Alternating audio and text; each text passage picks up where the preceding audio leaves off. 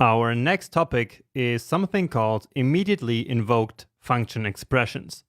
So let's take a look at what they are. So sometimes in JavaScript, we need a function that is only executed once and then never again. So basically a function that disappears right after it's called once. And this might not appear to make much sense right now, but we actually need this technique later, for example, with something called async await. So how could we do that? Well, we could simply create a function and then only execute it once. So run once function this will never run again, and then we can call it here. However, we can actually run this function again at some other point in the code if we wanted to, right? There's nothing stopping us from later doing run once again, right? And so this is not what we want to do. We want to actually execute a function immediately and not even having to save it somewhere. And so this is how we do that. So we simply write the function expression itself, so without assigning it to any variable. Now, if we try to run this, we will get an error for now. And so it says function statements require a function name. And that's because, of course, JavaScript here expects a function statement, because we simply started this line of code here with the function keyword.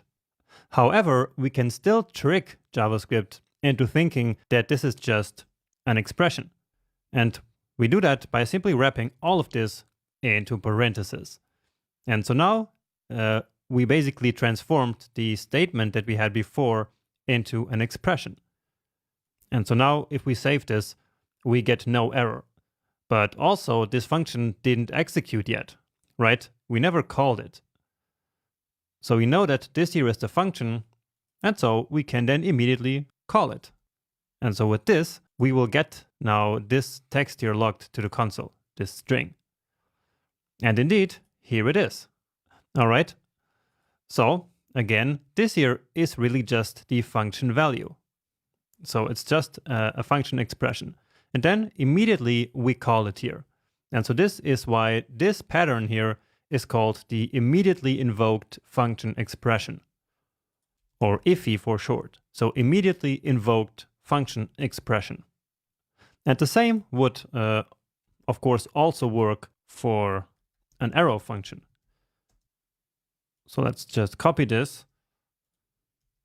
This will also never run again. So if we try to call it like this, then it would not work. And so we actually don't get an error, but also nothing happens. So we first need to wrap this into parentheses, and then as we call it, then here it is. Okay, so two ways of writing an immediately invoked function expression. But you might be wondering, why was this pattern actually invented? Well, we already know that functions create scopes, right? And what's important here is that one scope does not have access to variables from an inner scope, right? For example, right here in this global scope, we do not have access to any variables that are defined in the scope of any of these functions here, right? So for example, let's add a variable here. Let's say is private equal to 23.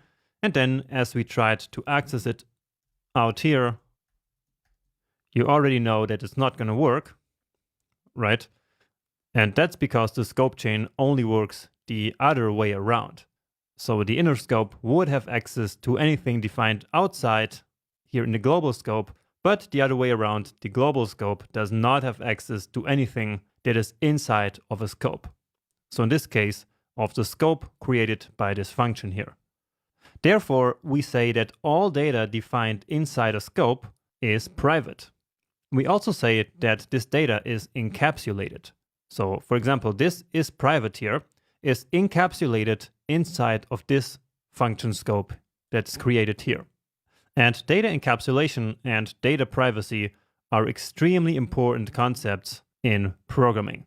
So many times we actually need to protect our variables from being accidentally overwritten by some other parts of the program or even with external scripts or libraries. And I'm going to talk in detail about these concepts in the object-oriented programming section. But for now, keep in mind that it's important to hide variables and that scopes are a good tool for doing this. And this is also the reason why the immediately invoked function expressions were invented. So basically this pattern here. So this is not really a feature of the JavaScript language. It's more of a pattern that some developers came up with and that then started to being used by many other developers. Now, do you remember what also creates a scope in ES6? And that's right, variables declared with let or const create their own scope inside a block. And we learned that in the behind the scenes section. Remember? So when we create a block like this and declare is private in there,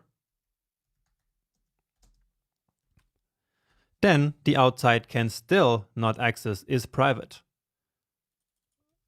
So let's comment out this one and paste it here. And once again, we cannot access this variable. While on the other hand, this one here would of course be accessible. And so again, that's what we learned in one of the previous sections. So that's because this one here was declared with var, and therefore it does completely ignore this block here, essentially. And this is the reason why now in modern JavaScript, immediately invoked function expressions are not that used anymore. Because if all we want is to create a new scope for data privacy, all we need to do is to just create a block like this, right? There's no need to creating a function to create a new scope.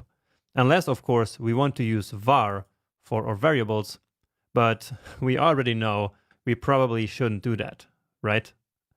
Now, on the other hand, if what you really need is to execute a function just once, then the IIFE, so the immediately invoked function expression pattern, is still the way to go, even now with modern JavaScript. And we will actually see a great use case a bit later of doing an IIFE.